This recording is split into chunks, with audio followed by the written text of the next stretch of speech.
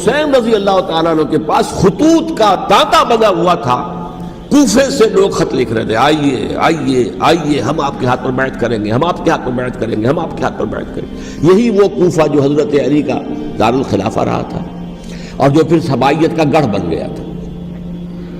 چنانچہ حضرت حسین نے حضرت مسلم بن عقیل کو بھیجا وہاں پر کہ میرے نمائندے کی حیثیت سے جا کر وہاں پر بیعت لو۔ 10-12 ہزار افراد نے بیعت کر لی، لیکن اس کے بعد یزید کی طرف سے گورنر بنا کے بھیجا گیا ابن زیاد کو۔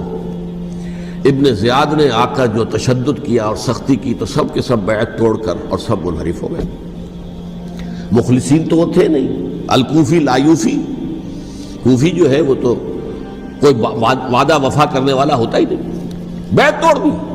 فمن نقص فانما ينقص على نفسه، بیعت کے بعد بیعت توڑ دینا بہت بڑا گناہ ہے، توڑ دی۔ ادھر اطلاع مل گئی حضرت حسین کو، چل چکے تھے، وہ راستے میں تھے کہ وہاں تو مسلم بن عقیل شہید ہو گئے اور سب لوگوں نے بیعت توڑ دی۔ اب واپس جانا چاہتے تھے، لیکن مسلم بن عقیل کے بیٹے جو ہے اڑ گئے۔ یہ عرب کی اپنی ایک جو ہے پرانی ان کی حمیت اور ان کا قبائلی نظام کہ اب ہم اپنے والد کے خون کا قصاص لیے بغیر نہیں جائیں گے۔ حضرت حسین رضی اللہ تعالیٰ عنہ کی مروت اور شرافت، یہ میرا ساتھ دینے کے لیے آئے تھے، اب میں ان کا ساتھ نہ دوں تو یہ تو شرافت اور مروت کے خلاف ہے۔ کہا اچھا چلو چلتے۔ وہاں جا کر بھی عین اپنے میدان کے اندر بھی حضرت حسین رضی اللہ تعالیٰ عنہ نے 3 چیزیں پیش کی ان کوفیوں کے لشکر کے خلاف۔ سب سے بڑا لشکر کے اندر سب سے بڑے تو کوفی تھے جنہوں نے بیعتیں کی ہوئی تھی حضرت حسین کے ساتھ۔ دیکھو مجھے جانے دو واپس حجاز کی طرف، یا مجھے سرحدوں پر بھیج دو تاکہ میں کافروں کے ساتھ جنگ کرتے ہوئے اپنی جان دے دوں، یا مجھے یزید کے پاس جانے دو، میں اپنا معاملہ اس سے طے کر لوں۔ لیکن کوفیوں کو یہ گوارا نہیں تھا۔ اگر یہ یزید کے پاس پہنچ گئے تو ہمارا کچا چٹھا بیان کر دیں گے کہ مجھے تو ان لوگوں نے ورغلا کر بلایا تھا۔ اس لیے کہ دیکھیے حضرت امیر معاویہ کے 20 سالوں کے دوران میں بتا چکا ہوں، ان کی حکومت اتنی مستحکم تھی کہ اس کے خلاف کوئی فتنہ اٹھانا ممکن نہیں تھا۔ اب چونکہ چینج اوور ہوا تھا، اور چینج اوور میں آپ کو معلوم ہوتا ہے کہ ایک جس کو کہتے ہیں every thing is in the melting پاٹ، ابھی تو یہ درمیان کے اندر معاملہ ہے، تو انہیں موقع ملا، سر اٹھایا حضرت حسین رضی اللہ تعالیٰ عنہ کو، جو خطوط لکھے جس کے کہ تھیلے کے تھیلے اور بوریوں کی بوریاں بھری ہوئی حضرت حسین کے ساتھ تھی، وہ کہا کہ آئیے ہم آپ سے بیعت کریں گے۔ انہوں نے نہیں مانا، اور اصل میں حضرت حسین کے قاتل وہ کوفی ہیں، وہ بزدل، وہ منافق، جنہوں نے بیعت کر کے بیعت توڑی۔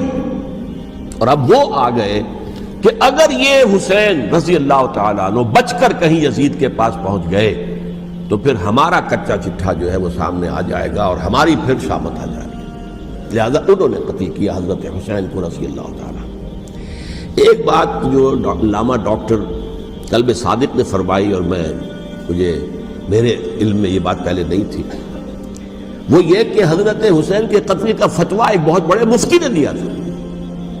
یہ بات بھی ذرا سمجھ لیجیے، حضرت حسین رضی اللہ تعالیٰ عنہ کے قتل کا فتویٰ ایک بہت بڑے مفتی نے دیا تھا۔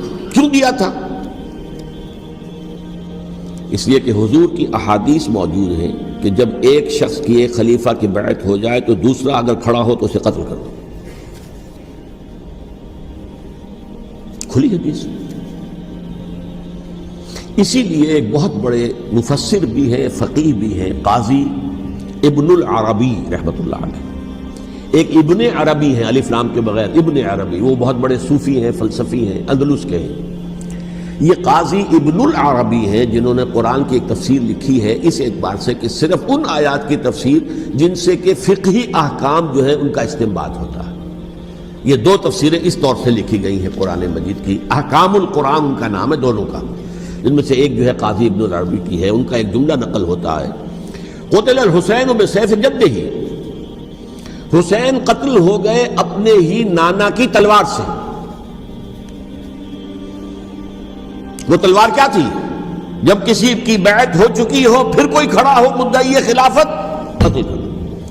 میرے نزدیک حضرت حسین مدعی خلافت نہیں تھے، یہ بات اس وقت سامنے لوگوں کے نہیں آئی، بلکہ حکومت نے یہ باور کرا دیا